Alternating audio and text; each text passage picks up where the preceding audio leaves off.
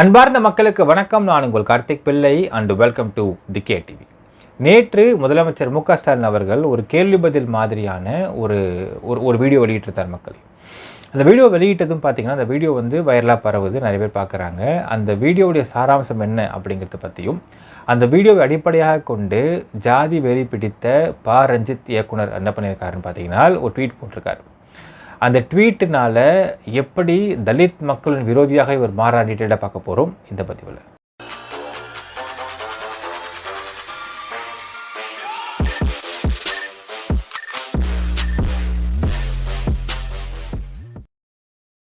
நேற்று மு க ஸ்டாலின் அவர்கள் ஒரு வீடியோ வெளியிட்டிருந்தார் மக்களே. அந்த வீடியோவில் பார்த்தீங்கன்னா அவர் நடந்து சோஃபாவில் உட்கார்றாரு. இது ஸ்கிரிப்டட் வீடியோ தான். ஆக்சுவலாக உட்காராரு, உட்காந்துன்னு டேப் எடுக்கிறாரு, எடுத்து சில கொஷின்ஸ்லாம் இருக்குது, அந்த கொஷின்ஸை படித்து பார்த்துட்டு ஆன்சர் பண்ணுற மாதிரி வீடியோ வெளியிட்டிருந்தார். அதில் ஒரு சில வார்த்தைகள் நாங்கள் மென்ஷன் பண்ணுற மக்கள் என்ன சொல்லியிருந்தாருன்னு சொல்லிட்டு, பெண்களுக்கு எதிரான பாலியல் குற்றங்களை பற்றி கேள்வி கேட்டிருந்த பண்ண சொல்கிறாருனால், இந்த மாதிரி குற்றங்களை தடுக்கிறதுக்காக நான் சட்டமன்றத்தில் தனியாக ஒரு சட்டமே ஏற்றிருக்கிறோம். நான் என்ன சொல்ல வரேன்னா, இந்த மாதிரி குற்றங்கள் பண்ணக்கூடிய நபர்கள் வீட்டில் இப்படி குற்றம் நடந்துருச்சுன்னா அப்போ உங்கள் பெண்கள் நடக்கும்பொழுது அவங்க எப்படி இருக்குன்றதை யோசித்து பார்த்துக்கோங்க அப்படிங்கிற ஆன்சர் முடிச்சிருப்பார். அடுத்தது சோஷியல் மீடியா பார்ப்பீங்கன்னா கேட்டதுக்கு, சோஷியல் மீடியா நான் பார்க்குறது உண்டு. ஜெனரலாக மக்கள் என்னென்ன கருத்து சொல்கிறாங்க ஆட்சியை பற்றி அப்படிங்கிறத பார்க்குறேன். அதே மாதிரி யங்ஸ்டர்ஸ் நிறைய பேர் ஃபுட் ரிவ்யூஸ்லாம் பண்ணுறதை நான் பார்ப்பேன். நிறைய இடங்களில் போய் சாப்பாடு சாப்பிட்டு அவங்க ரிவ்யூ போடுறாங்க. நீங்கள் சாப்பாடுக்கு ஃபுட்டுக்கு கொடுக்கக்கூடிய இம்பார்ட்டன்ஸை ஃபிட்னஸும் கொஞ்சம் கொடுங்க அப்படின்னு சொல்லிட்டு பேசியிருப்பார். அடுத்தது கூட்டணி கட்சிகளுடைய விமர்சனங்களை நான் ஆலோசனையாக மட்டும்தான் பார்க்குறேன், விமர்சனம் பார்க்குறதுலன்னு பேசியிருப்பார். அடுத்தது மணிப்பூரில் பிரசிடண்ட் ஆட்சி பற்றி கேட்கும்பொழுது கிட்டத்தட்ட 2 வருஷமாக நடந்துகிட்டு இருக்கிற அநியாயம் அது. ரீசெண்டாக தான் பார்த்திங்கன்னா மணிப்பூரில் நடந்த கலவரத்திற்கும் அங்கே இருந்த பிஜேபியோடைய சிஎம்முக்குமே தொடர்பு இருக்குன்றது ஆடியோ கால் ஒரு ஆடியோ ரிலீஸ் ஆகி அதை காட்டி கொடுத்துச்சு. சுப்ரீம் கோர்ட் தலையிட்டு அதை விசாரிக்க சொல்லி சொன்னதுனாலையும், அது மட்டும் இல்லாமல் கூட்டணி கட்சிகள்லாம் பிரிந்து போன காரணத்தினாலையும் வேறு வழி இல்லாமல் பிரசிடண்ட் ரூல் கொண்டு வந்துட்டாங்க. ஸோ சீக்கிரமாக ஜனநாயக ஆட்சி அங்கே வர வேண்டும் சொல்லிட்டு முடிச்சிருப்பார்.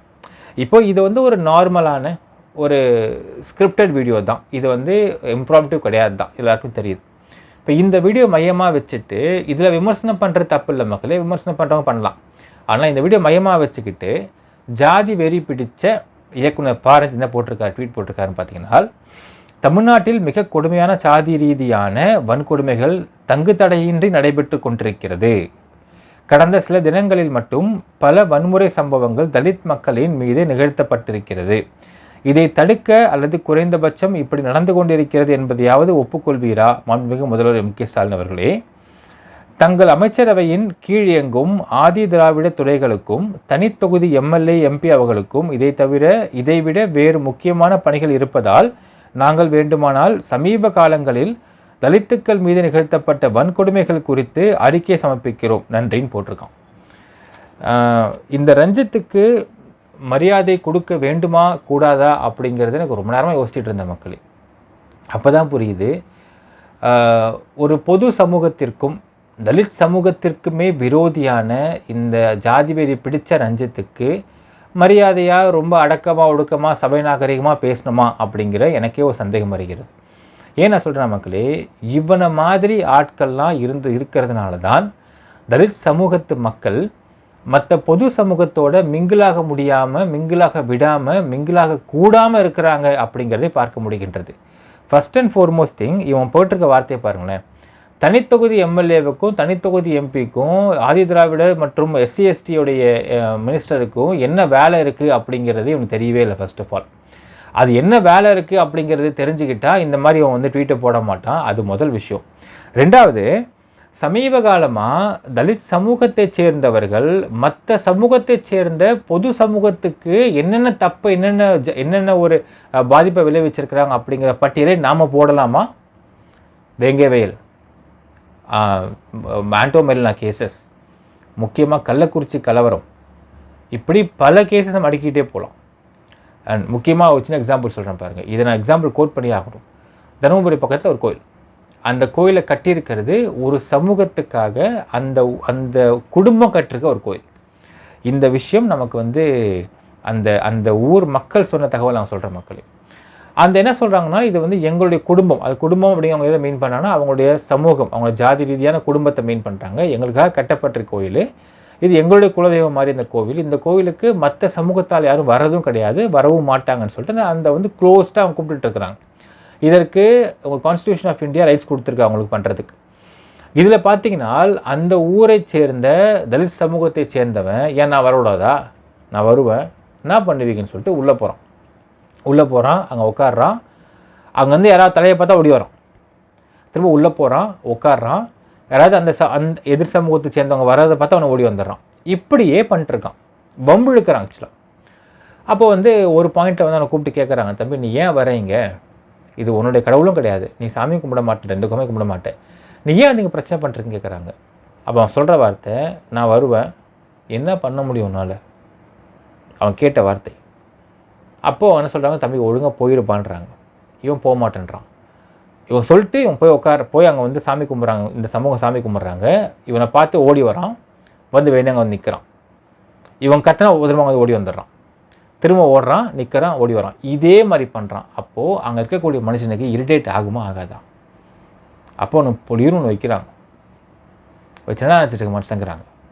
உடனே அப்படியே பிளேட்டை மாற்றிட்டான். நான் சாமி கும்பிட சென்றேன், என்னை நீ இந்த சமூகத்தில் பிறந்தவன், நீ ஏன் கும்பிட வந்திருக்கேன்னு சொல்லி என்னை அடித்து துரத்துனாங்கன்னு சொல்லிட்டு போய் அங்கே போய் அப்படியே பிளேட்டை மாற்றி அந்த ஊரில் போய் அவன் கத்துறான். அப்போ அந்த ஊரில் இருக்கக்கூடிய அந்த சோகால்டு பிரசிடென்ட் இருப்பாங்க வந்துட்டு, நீ ஏன் சாமி கும்பிட போன்றா, நீ ஏன்டா அங்கே போகிற, உனக்கு ஓ சாமி அதுவா, நீ என் கும்பிட போகலாமா, நாங்கள் கும்பிட போகிறோமா அப்படின்னு சொல்லிட்டு அந்த பிரசிடென்ட் வந்து சத்தம் போடுறார். சத்தம் போடுறத வீடியோ எடுக்கிறாங்க உட்காந்துட்டு. வீடியோ எடுத்து என்ன கேப்ஷன் போடுறாங்கன்னு பார்த்தீங்கன்னா, தலித் சமூகத்தை சேர்ந்தவர்கள் கோயிலுக்கு செல்வதை கூட தடை செய்யும் அளவுக்கு இந்த பிரசிடென்ட் நடந்துக்கிறாரு அப்படின்னு சொல்லிட்டு வீடியோ போட்டு அந்த பிரசிடெண்ட்டை அவங்க டிஸ்மிஸே பண்ண வச்சுட்டானுங்க. ஊர் பிரசிடெண்ட் அவர் ஆக்சுவலாக மக்கள். இது நடந்த சம்பவம். இப்போது மீடியாவுக்கு பார்த்தீங்கன்னா அந்த பிரசிடெண்ட்டு அந்த பர்டிகுலர் தலித் இளைஞரை வந்து அறையிறதும் அசிங்கமாக கெட்ட வார்த்தை பேசி திட்டுறது மட்டும்தான் வெளியாகுது. ஆனால் அதுக்கு பின்காரணன்றது வெளியாகிறது கிடையாது. அப்போ இங்கே பாருங்கள், தலித் சமூகத்தை சேர்ந்த நபரால் பொது சமூகத்திற்கும் மற்றவங்களுக்கும் எவ்வளவு பாதிப்பு ஏற்பட்டிருக்கு அப்படிங்கிறதை நாங்கள் பட்டியல் போடலாமா, ஜாதி வெறி பிடிச்ச ரஞ்சித்து அப்படின்ற கேள்வி நம்ம இங்கே முன்வைக்கிறோம் மக்களே. இன்னொரு விஷயம் பார்த்தீங்கன்னா, இப்போ இது ரொம்ப ட்ரெண்டாக இருக்குது மக்கள். இது வந்து என்ன, இவங்க எப்படி இதை வந்து அஜெண்டா பண்ணுறானுங்கன்றது நமக்கு ஒன்றும் புரியல. ஏன்னால் தலித் சமூகத்தை சேர்ந்த மக்கள் ஒரு தப்பு பண்ணிவிட்டு அந்த இடத்துல வெளியே வந்து இன்னொரு எதிர் சமூகத்தை சேர்ந்தவன் தப்பு பண்ண மாதிரி இவனே போய் கம்ப்ளைண்ட் கொடுக்குறான். இந்த விஷயத்தை ப்ராப்பராக போலீஸ் விசாரிக்கிறாங்க. விசாரித்தா தப்பு பண்ணதே இவன் தான் வெளியே தெரிஞ்சு அதை வெளியிடுறாங்க. வெளியிட்டது என்ன சொல்கிறான் அப்படின்னு பார்த்தால், நீங்கள் பாருங்கள், தலித் சமூகத்தை சேர்ந்தவங்க பாதிக்கப்பட்டிருக்காங்க, எங்களையே குற்றவாளி ஆக்குறாங்க அப்படிங்கிறதை கிட்டத்தட்ட வெங்கவேல் முன்னாடி ஆரம்பிச்சிட்டானுங்க. ஆரம்பித்து இதை அஜெண்டாவை பண்ணிட்டுருக்கிறானுங்க. இந்த ஒரு குரூப் பண்ணிட்டுருக்கானுங்க மக்கள். இப்போ என்ன ஆகுதுன்னு பார்த்தீங்கன்னா, இந்த குரூப் ஏன் இதை பண்ணுறானுங்க அப்படின்றத உற்று நோக்கி பாருங்களேன். ஏன்னால் எந்த ஆட்சி இங்கே வந்தாலும் அந்த ஆட்சிக்கு எதிராக இவங்க செயல்பட்டுக்கிட்டே இருந்து அஜிடேஷனை ஏற்படுத்தி பொது சமூகத்து மக்களுக்கு மத்தியில் நடுவில் தலித் சமூகத்துக்கு விரோதமான ஆட்சி நடத்திக்கிட்டு இருக்கிறாங்க, இன்னும் ஒடுக்கப்பட்டு தான் இருக்கிறாங்க அப்படிங்கிற பிம்பத்தை ஏற்படுத்தி தலித் சமூகத்து மக்களையும் பொது சமூகத்து மக்களையும் டோட்டலாக பிரித்து வச்சு, இப்போ இந்த மக்களுக்கு பாதுகாப்பு வேணும்னா வேறு வழியே இல்லை, தலித் சமூகத்தில் சேர்ந்த ஒருத்தவன் தான் சிஎம் ஆக்கப்பட வேண்டும் அப்படிங்கிற நிர்பந்தத்தை கொண்டு வரதுக்கு கிட்டத்தட்ட லாஸ்ட் ஒரு 6-7 இயர்ஸாக ஒர்க் பண்ணிட்டுருக்கானுங்க இவனுங்க அப்படிங்கிறது தெளிவாக தெரிகிறது. இதில் யார் ஒர்க் பண்ணுறதுக்கு அஜெண்டா பண்ணானுங்க, எவன் பிளான் பண்ண நமக்கு தெரியல மக்களே. ஆனால் இதில் ஒர்க்கிங் போயிட்டுருக்குன்றது தெளிவாக தெரியுது.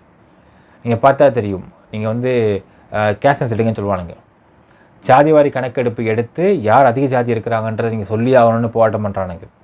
இப்போது உதாரணத்துக்கு தலித் சமூகத்தாக்கள் அதிகமாக இருந்தால் வச்சுக்கோங்களேன், என்ன சொல்லுவாங்கன்னா தலித் சமூகத்தால் தான் அதிகமாக இருக்கிறாங்க, ஆனால் தலித் சமூகத்தில் இங்கே ஒடுக்குமுறை நடந்துக்கிட்டு இருக்குது, இப்போ இவரை மாதிரி போட்டுருவானுங்க, டியூட்டை போட்டுருவானுங்க, ஒடுக்குமுறை நடந்துக்கிட்டு இருக்குது, இது ஒடுக்குமுறை குறைய வேண்டும், நீக்கப்பட வேண்டும் என்றால் தலித் சமூகத்தை சேர்ந்த ஒருத்தர் வந்து ஸ்ரீயமாக்குங்கன்னு சொல்லிட்டு அடுத்தது இவங்க அஜெண்டா முன்வைக்கிறதுக்கு பார்த்துட்டு இருக்கிறானுங்கன்றது தெளிவாக தெரிகிறது.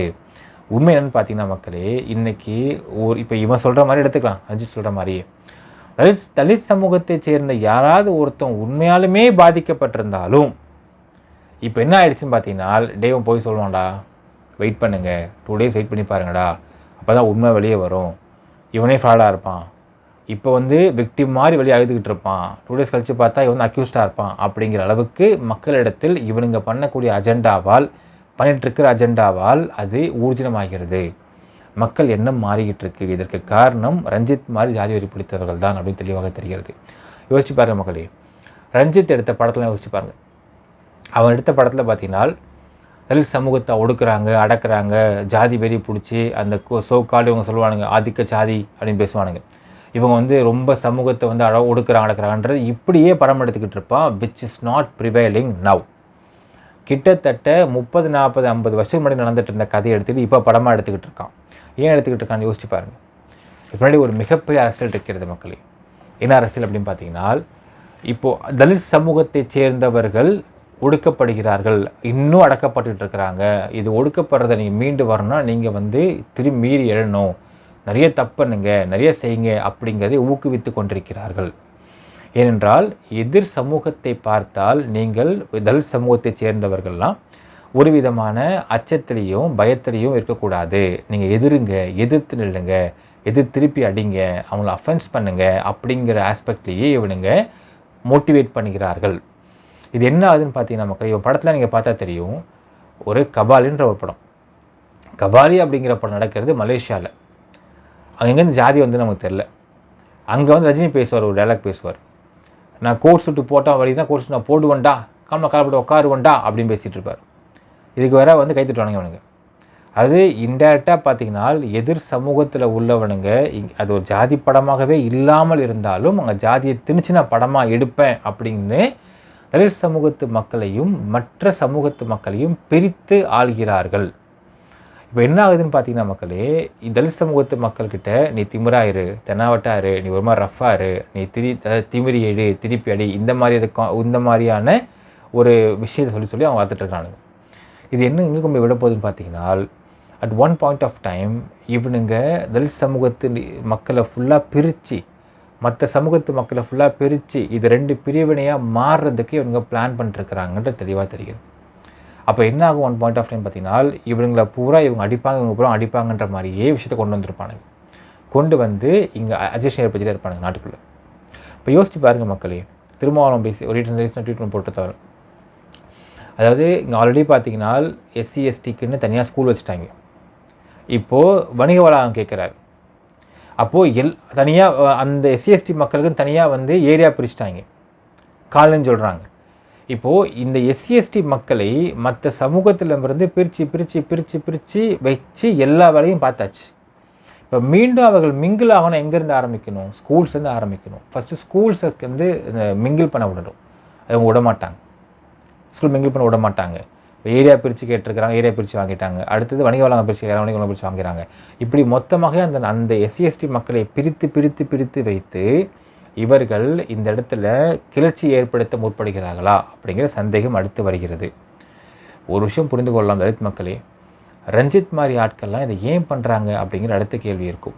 இவர்கள் இதை செய்தால்தான் அவர்கள் நல்லா இருக்க முடியும், அரசியல் பண்ண முடியும், பணம் சம்பாதிக்க முடியும். இதற்கு இவங்க வேலை செஞ்சிட்ருக்கிறாங்க. தலித் சமூகத்து மக்கள், அதாவது ஜாதி வேணும்னு சொல்லுவான், இவனே சொல்லுவான். ஆனால் தலித் சமூகத்து மக்கள்கிட்ட மட்டும் வெறியை தூண்டிகிட்டே உட்காந்துருப்பான், வெறியேற்றிக்கிட்டே இருப்பான். ஒடுக்கப்பட்டிருக்கோம், நாங்கள் வந்து பிரிக்கப்பட்டிருக்கோம் பேசிகிட்டு இருப்பான். அப்போது ஜாதி ஒழியணுன்னா என்ன பண்ணணும்னால் மற்ற ஜாதி மிங்கிளாக விடமா இல்லையா மக்களே? இவனை மிங்கிளாக விட மாட்டான். ஸோ ஒன்று புரிஞ்சுக்க தலித் சமூகத்து மக்களே, உங்கள் சமூகத்து மக்களை பிரித்து ஆள்கின்ற வேலையை ரஞ்சித் மாதிரி ஆட்கள் திருமாவளவன் பண்ணிட்டுருக்கிறாங்க. திருமாவளவனும் ரஞ்சித்தும் தலித் சமூகத்து மக்களை வைத்து தான் பிழைப்பு நடத்திட்டு இருக்கிறாங்க. அவங்க பொழப்பு நடக்கணும் அப்படின்னால் உங்களை பிரித்து வைத்திருக்க வேண்டும் மற்ற சமூகத்திடமிருந்து. ஏன்னா உங்களுக்கு கிட்ட கொடுக்கக்கூடிய ஒரே அரசியல் விஷயம் என்னன்னு பார்த்தீங்கன்னா, தலித் சமூகத்து மக்கள் ஒடுக்கிட்டாங்க, அடக்கிட்டாங்க, உங்களுக்கான உரிமையை தரல, இதை சொல்லி தான் ஓட்டு வாங்க முடியும்னு முடிவு பண்ணிட்டாங்க. இதை சொல்லி ஓட்டு வாங்குறதுக்காக அவங்கள பிரித்தே வச்சிருக்கிறதுக்கு தான் அவங்க பிளானே பண்ணுறாங்க. ஜாதி ஒழிக்கப்பட முடியாது, ஆனால் ஜாதியில் ஏற்றத்தாழ்வுலாம் பண்ண முடியும். அதுக்கு ஃபஸ்ட்டு தலித் சமூகத்து மக்கள் மற்ற சமூகத்திட்ட மிங்கிள் ஆகணும்னால் இவங்க சொல்லக்கூடிய இந்த கேரக்டரைசேஷன்ஸு, இந்த ஒரு அடாப்டபிலிட்டி நீங்கள் வந்து இருந்தீங்கனால் நீங்கள் மிங்கிள் ஆகவே முடியாது. ரஞ்சித்தும் திருமாவளவனும் தலித் சமூகத்து மக்களின் துரோகிகள், விரோதிகள். அதை ஃபஸ்ட்டு புரிந்து கொள்ளுங்கள். இவங்க சொல்கிற மாதிரி நீங்கள் பிரிந்து இருந்தால் நீங்கள் மிங்கிள் ஆக முடியாது. ஜாதியை ஒழிக்க முடியாது, ஏற்றத்தாழ்வு அதிகமாகிட்டு தான் இருக்கும். அது இல்லாமல் இருக்க வேண்டுமென்றால் இவங்க சொல்கிறத கேட்காம நீங்கள் வெளியே வந்து மிங்கிள் ஆகுங்க. தலித் சமூகத்து மக்கள் ரீசன்ட் பாஸ்டில் பொது சமூகத்துக்கு ஏற்படுத்தின பாதிப்புகள் மிக மிக மிக அதிகம். பிசிஆர் அப்படிங்கிற ஒரு ஆக்டை வைத்துக்கொண்டு தலித் சமூகத்து மக்கள் பண்ணக்கூடிய அராஜகம் மிக மிக அதிகம். இது அதிகமாக அதிகமாக அதிகமாக தலித் சமூகத்து மக்களை பொது சமூகத்து மக்கள் பிரித்து வைப்பதற்கான நிர்பந்தம் ஏற்பட்டுவிடும். அதற்கு எல்லா வேலையும் அவங்க பார்ப்பானுங்க. அப்படி பார்த்தால்தான் இவங்க பாக்கெட் நிரம்பும். ஒன்று புரிந்து கொள்ளுங்கள், பொது சமூகத்தோட மிங்கிள் ஆகிறது தான் சொசைட்டி கூட மிங்கிள் ஆகணும்னால் ஜாதி வெறி பிடித்த ரஞ்சித் மாதிரி ஆட்களோட சொல்கிற பேச்சு கேட்டிங்கனால் நீங்கள் மிங்கிள் ஆக முடியாது. உங்களை வச்சு அவங்க பணம் சம்பாதிச்சிட்டு இருக்கான்றதை பார்த்து கொள்ளுங்கள். ரஞ்சித் கிட்ட இன்றைக்கி வந்து 6 கோடி ரூபா ஒர்த் ஆஃப் கார் இருக்குது. எத்தனை பேர் அது இருக்குது? ஏன் ரஞ்சித்துடைய சொத்தையும் காரையும் வந்து தலித் சமூகத்து மக்களுக்கு அவங்க கொடுத்துடலாம்ல? கொடுத்துருக்கானா? கிடையாது, கொடுக்க மாட்டான். ஏன்னால் அவன் வளர வேண்டும். அப்போது நீங்கள் பிரிஞ்சிருக்க வேண்டும். இதான் அவன் கான்செப்ட். ஸோ ரஞ்சித் போட்ட ட்வீட் அப்படிங்கிறது தலித் சமூகத்து மக்களுக்கான விரோத போக்கை காட்டுகிறது. மக்களே, தலித் சமூகத்து ஆட்கள் நீங்கள் நன்றாக வாழ வேண்டுமென்றால் பொது சமூகத்தோட மிங்கிளானால் தான் நல்லா வாழ முடியும். இல்லை உங்களை பிரித்து வச்சு நீ எல்லாம் வாழ்ந்துருவீங்கன்னு ஒருத்தன் சொல்கிறானால் அவங்கள ஏமாத்துறான். ரஞ்சித் மாதிரி ஆட்கள் ஜாதி வெறியை தூண்டுபவர்கள். இவங்க உங்களை ஏமாற்றிக்கிட்டு இருக்கிறாங்க. திருமாவளவனும் அதே கதை தான் இந்த இடத்துல. ஸோ 2 பேரும் அரசியல் செய்வதற்கும் லாபத்திற்கும் உங்களை வச்சு பிளான் பண்ணிட்டுருக்காங்கன்றதை புரிந்து கொள்ளுங்கள். நினைக்கிறேன்றதை கமெண்ட்டில் மென்ஷன் பண்ணுங்கள் மக்களே. நன்றி, வணக்கம்.